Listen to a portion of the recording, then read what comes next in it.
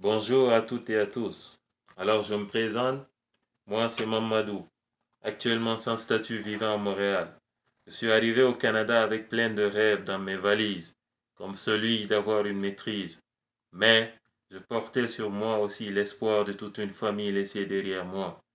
5 ans plus tard, me voilà, je suis obligé de me cacher derrière un masque pour m'exprimer. Je cherche toujours le Canada beau et accueillant dont on ne cesse de me vanter à l'étranger. Car moi, ce que j'ai découvert ici, c'est une machine, un système d'oppression, d'injustice, d'inégalité envers les sans-statut, qui jour et nuit les piétine, les écrase et brise leurs rêves dans le silence. Ce que j'ai découvert ici, c'est un système, une machine qui entasse les demandeurs d'asile dans des centres de détention pour le simple fait d'avoir franchi une frontière. Ce que j'ai découvert ici, c'est des sans-statut sous bonne escorte policière qui se font expulser les menottes aux poignets.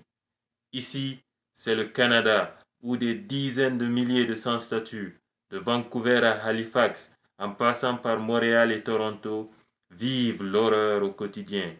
Aujourd'hui, j'ai malgré moi un CV long comme le bras. Et oui, mon rêve d'études supérieures, il y a longtemps que je l'ai mis dans le placard. Et me voilà aujourd'hui, par la simple perte d'un statut, obligé d'accepter n'importe quel travail en dessous de la table pour garder un semblant de dignité. Aujourd'hui, d'un jour à l'autre, je peux être nettoyeur de cheminée, travailleur en construction, déménageur, aide en restauration, livreur. Et crois-moi, la liste est très longue. Je ne te parle même pas de la peur quotidienne et permanente de se faire arrêter par la police dans le métro ou pour un simple contrôle d'identité. Cette peur, ce stress habite désormais en moi, comme le stress de me faire expulser de mon logement et de me retrouver à la rue à chaque fin de mois. Que dire du stress de tomber malade, car pour le gouvernement, nous ne sommes pas assez humains pour avoir le droit de nous soigner dans la dignité. C'est pourquoi aujourd'hui, à travers cette occasion qui m'est offerte au nom de centaines de milliers d'hommes, de femmes, de jeunes et vieux sans statut demandeurs d'asile au Canada, quelle que soit leur origine ou leur couleur de peau, j'aimerais dire au gouvernement de Justin Trudeau qu'on est fatigué. On est fatigué de pleurer dans le silence et de compter nos échecs à cause d'un système qui nous piétine. On est fatigué de vivre caché et d'exister dans l'anonymat.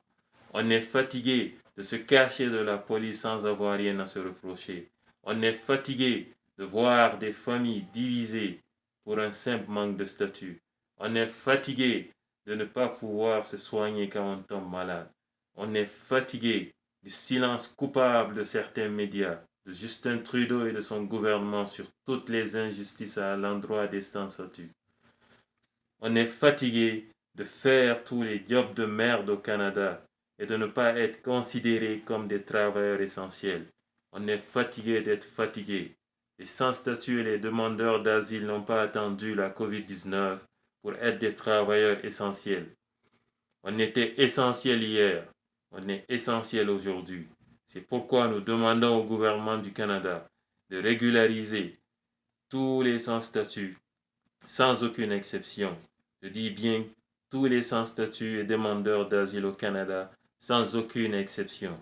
Avant de terminer, je tiens à remercier Solidarité sans frontières pour le travail et la lutte qu'il mène à l'endroit de toutes les personnes sans statut vivant au Canada. Merci de m'avoir écouté.